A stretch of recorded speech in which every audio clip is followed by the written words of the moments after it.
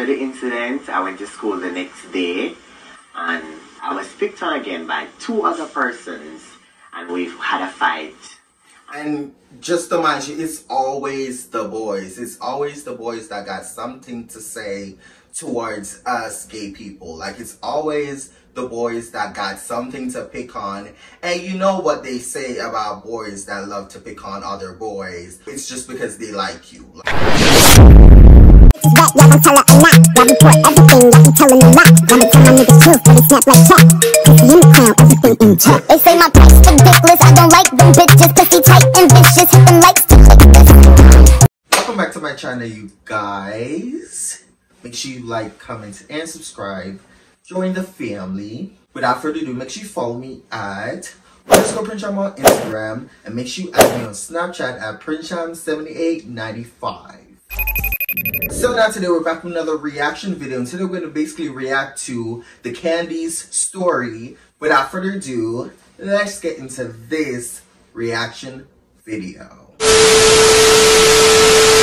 Before I get into this video, I just want to quickly say I haven't yet watched this video. I came across this video while I was, doing my research and stuff, and I was like, okay, the Candy story, this seems interesting. And then I came across a whole bunch of other informations which basically told me that Candy is basically a transgender woman, and basically told me to watch the video. So instead of watching the video by myself and whatever, I just decided to make a reaction video and put my 2 cents in here and there as we go along. So that's what we're basically gonna do.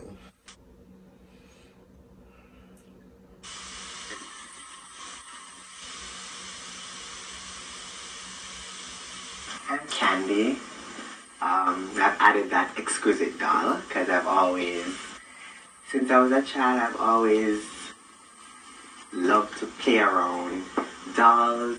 I've always enjoyed doing hair. I've never been to a hair school before, but since I was small, I've always enjoyed doing hair, my mother's hair, my sister's hair. In primary school, I've always enjoyed playing most of the feminine stuff like netball.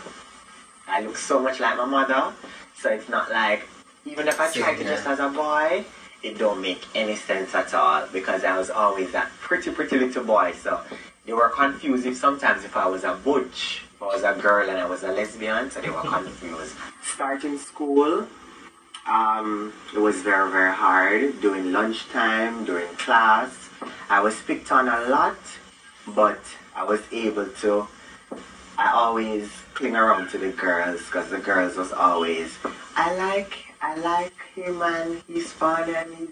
So exactly just like I always explain to y'all in my other videos in the past. Growing up as a kid back home, I normally would always be around the girls, because being around girls always makes me comfortable, and it was always a judgment-free zone. So yeah.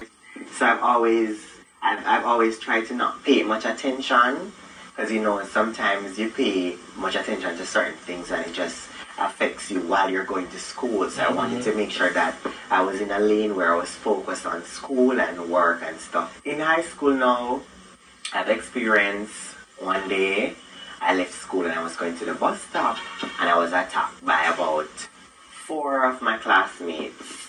Wanted to fight me, and they were throwing things at me, and I was citing them, and going to tell a teacher is not going to do anything because you're feminine, so it's not gonna. The good thing about my experience when it comes to being bullied back home in Jamaica and just being around the kids and stuff, and even though growing up I was bullied and all this, whenever I was able to go to the teacher and explain to them what's been happening and whatever the case might be to them, I've never gotten any sort of rejection from my teachers as a feminine gay boy growing up. I've never gotten rejected from my teachers. They were actually always on my side, to be honest, because I was always the quiet one in my class, and I just go to school to just do my work and be around my girlfriends, and that's just it. I was never the troublemaker. Like, my teachers always notice that whenever I do get to that point, it's always someone that caused me to get to that point. So going to my teachers and, you know, expressing, you know, whatever I've been going through that day between me and my classmates, it was never rejection on my part coming from my teachers. They always, like, you know, listen to me and at least try to fix the situation. I was like excited there, man. Going to tell a teacher is not going to do anything because you're feminine, you know, so it's not going to really give you anything. And the fact that you're in Jamaica, you have no rights at all. So it was just very, very bad. And after the incident, I went to school the next day, and I was picked on again by 2 other persons, and we've had a fight. And just to mind you, it's always the boys. It's always the boys that got something to say towards us gay people. Like, it's always the boys that got something to pick on. And you know what they say about boys that love to pick on other boys. It's just because they like you. Like, they really like you, but they really hate themselves at the same time that they like, you know, what they like. So instead of like dealing with that, they like to, like, you know, lash out and just like attack us because they can't deal with what they're feeling towards us. That's really what it all is, because that also explains all the motherfuckers in my DMs that were my bullies, trying to hit a bitch up, trying to get with a bitch. And yeah, so honestly, they just really like you. That's why they be picking on you at the end of the day, girl. So you know what they full name? Jamaican man love Batman. Caribbean men love Batman. Black men love Batman. Don't make them fool enough. The more they act, they like we, my love. Them put on what we put on, them wear what we wear. Went on the big top. These are them I love, make them something them I love. And them first jumping at it. When time we walk on the road and we head forward in our ears, and we look on the dirt, and when I look on them, and them have about with name. Them gonna see we 2,000 miles away. Batty boy! Love way. Love way. Watch love. Watch one love and one heart. Let together and be alright. Yeah, love. L-O-V-E, my love. I love you. Yeah. Because me not understand only eat something, I want to see it. So often. Only eat something, I want to chat about it. Only eat something, and every time when I see the something, my love, when I have to highlight it. When I obsess, we don't want a bad say. And ever since that, I didn't go back to the school. So, because I had to leave the school, and I just left without telling anybody, and I just left because I was very, very scared. It was getting too bad. And like, there was a community near the school, and like, they used to tell the guys in the community like to lay with me while leaving school. So I said, I don't think I want to risk my life. Even though I wanted to have a great education, I don't want to risk my life just because I'm not accepted. So I just quit. Yeah, and that's another thing, like, back home, like, growing up and whatever, even though I too received like bullying and stuff, I did have, you know, at one point in my life, whenever I'm with my friends and we're heading home from school, you know, guys would be on the corner, like, guys that bully me at school would be at the corner waiting for me to like pass by or whatever. So yeah, so I could, you know, I could relate to that. And you basically have to make sure that you're on your P's and Q's. The good thing about, with my experience, like, you know, I've been saying, is that even with my girlfriends, like my girlfriends, they will literally fight the guys with me. If I have to fight all the guys, like my girlfriends that I was with, they help me fight the guys too. So it was never like me being alone and having to like fight, like, you know, of course Candy, like having to fight people all by herself or whatever. With me, I didn't have to fight alone because my friends was always there to like back me up, and we all, you know, fight whoever we need to fight. So I was never alone when it comes to my girlfriends. And that's what I'm saying, like, back in high school, my girls save a bitch because, you know, back in high school, when we're fighting, you know, some kids fight with knives and, you know, any sharp object, and you could get stabbed, killed on the spot. Like, anything could happen once you're off those school grounds or even on the school grounds. Like anything could happen. Like you could get stabbed at any point by a student. And yeah, it's crazy out here. Dedication, I don't want to risk my life just because I'm not accepted. So I just quit school. My mom and my dad, they're not located in Jamaica. So they were overseas. But my mother's mother, which is my grandma, she was there. So she was the only one that was my guardian there. So while I lived there, the only thing I could do is just try to look a small job. I got to work in a supermarket. I started meeting persons and older men started to, you know, call to me and stuff, and I realized that I was really attracted to men. And then there was this man that always come to the supermarket, and when I always pack his bag, he always give me a lot of tip. So everyone was like, why this man always want to make him pack the bag and stuff. So I was picked on by some other, because I was a bag person. I used to pack the bag. So I was picked on. It was kind of a jealousy thing. But then because I was feminine, that added to the situation. So they just turned it into a different level by saying that I'm gay and that's why that man wants me to pack his bag. So I end up, we went in a fight and I got fired. So I was back home with my grandma. She was getting a food stamp. I used to collect for her. And I was just there, the community that I was in. From working at the supermarket, persons there started to tell other persons there that a guy normally come and only wants him to pack his bag and it tips him so much money. It wasn't safe. So before things got really, really dirty, I said, you know what? Let me leave. So I actually left my community. So I became a street person, a street gay, a gay on the street. And that's how we experience the major part of being gay, where a person's running you down to kill you. Person see you on a bus, they start to just want to fight you, have to get off the bus. Things just get really, really crazy. Really, really crazy. On the street, I was like... I don't know why I'm getting emotional, girl. Like, it's bringing back so many memories.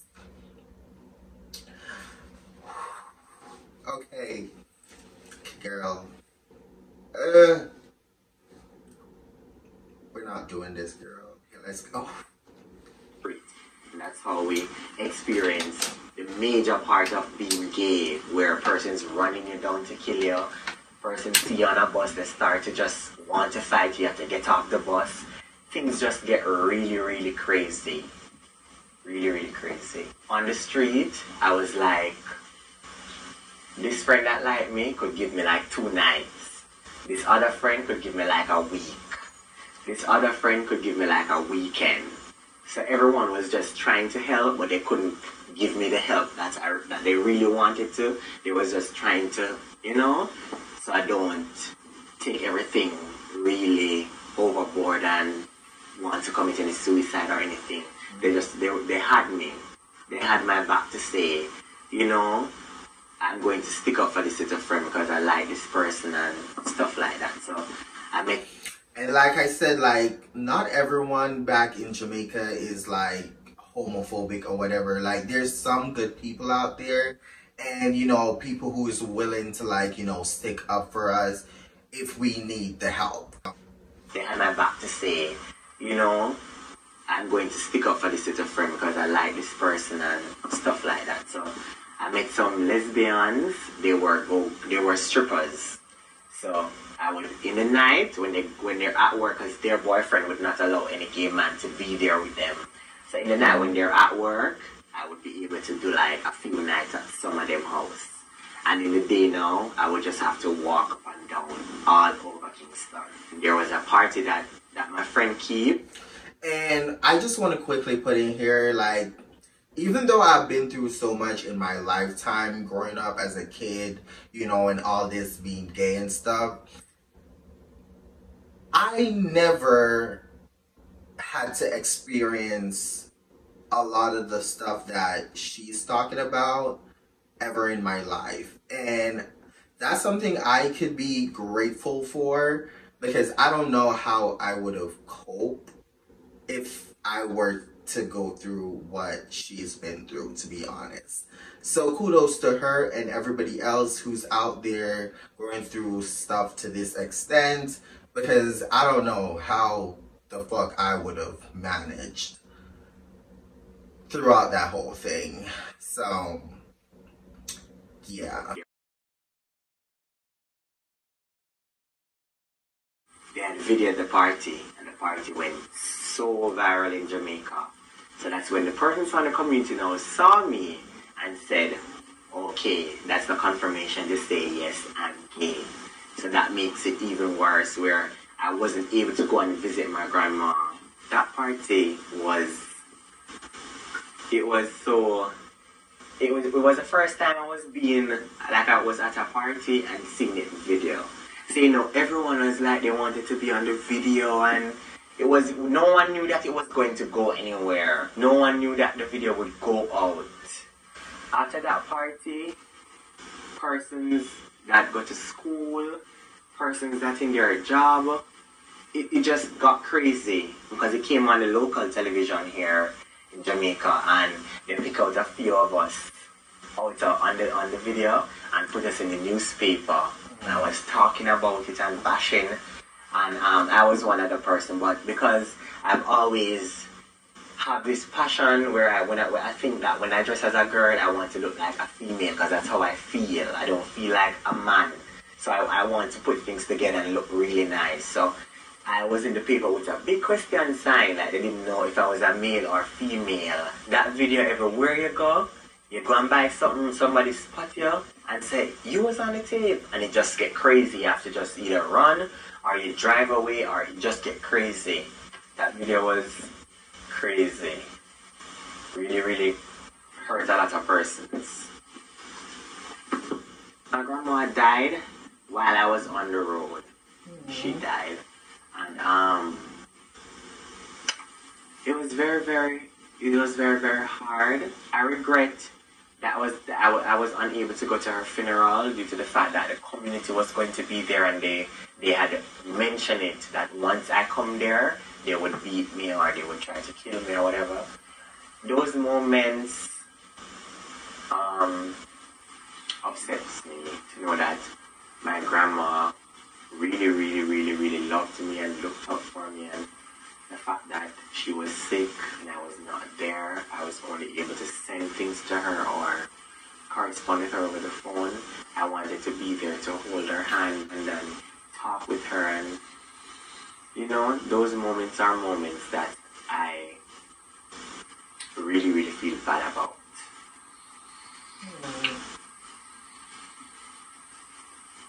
I think about it every single day, how she would just normally call my name, and she would always say, wanna leave him, make him come, wanna leave him, and not to the fact that I knew that she couldn't do anything to stop the community from coming down on me, but she was always there with her stick and then leave him, and she was always chanting and just cursing them out and say, make him come and whatever, but I knew it wasn't safe, so I knew I could not go there.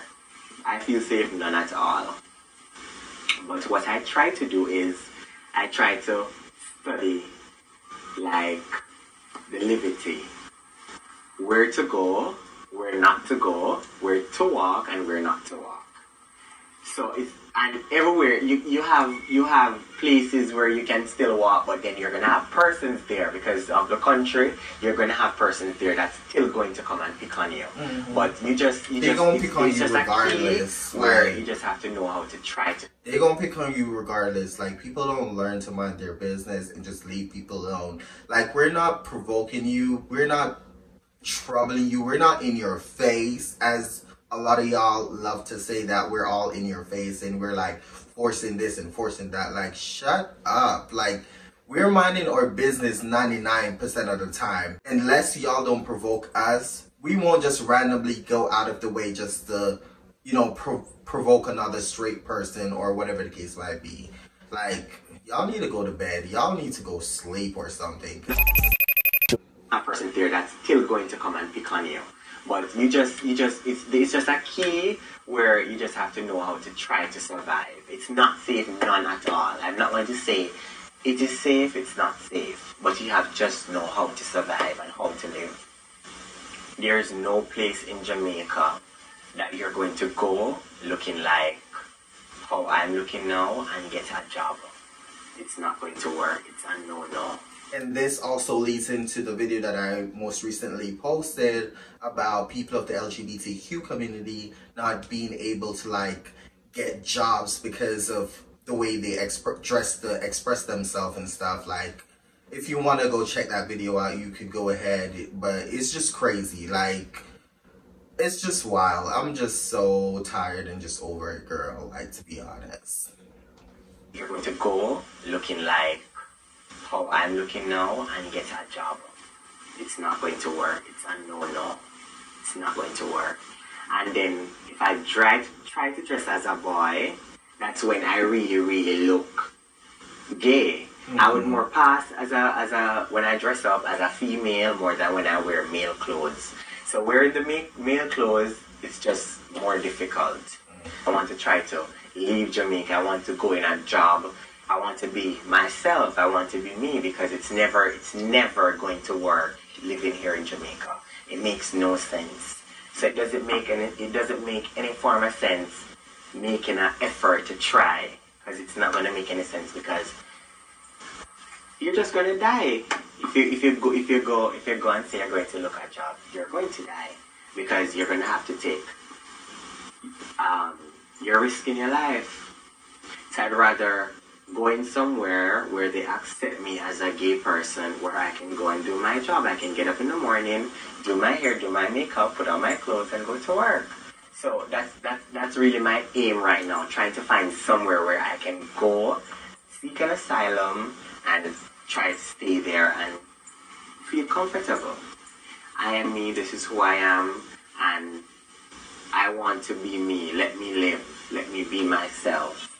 I'm on the earth for a purpose, and until the day I die, I'm going to be me. I'm going to stay as me, because I want to be true to who I am. No matter what it is, be true to who you are. Be yourself. Don't let anyone tell you that because you're gay, this and that. Be true to who you are. Once you're true to who you are, you'll be okay.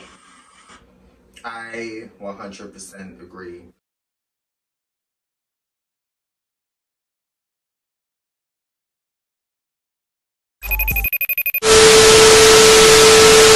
So yeah, guys, so that was Candy's story. That was really tough to like watch and just listen to, because honestly it just brings back a lot of memories. I'm just happy that she's no longer in Jamaica though, and she's like in Europe, like, you know, being herself. Hopefully, you know, she is good and she's like, you know, living her best life, you know, being herself, expressing herself and stuff. Because this video was like 10 years ago, so I'm just hoping, like, you know, she's just living life and, you know, being happy and free. So yeah, like, I wish her nothing but the best. It's tough out here, and yeah, like she said, like, remember to love yourself, be yourself, stay true to you, because like I always say in all my, you know, videos when I'm ending out my videos, remember to love yourself and be yourself, period, because I meant that shit. And that's also me reminding myself to just keep being me, because with me being myself, girl, life just goes easy, and I'm way more happier and at peace, even when the world isn't. So yeah, girl, that's it for today, you guys. Make sure you like, comment, and subscribe. Join the family. And like I always say, make sure you love yourself and be yourself, period. And I'll see y'all in the next YouTube video.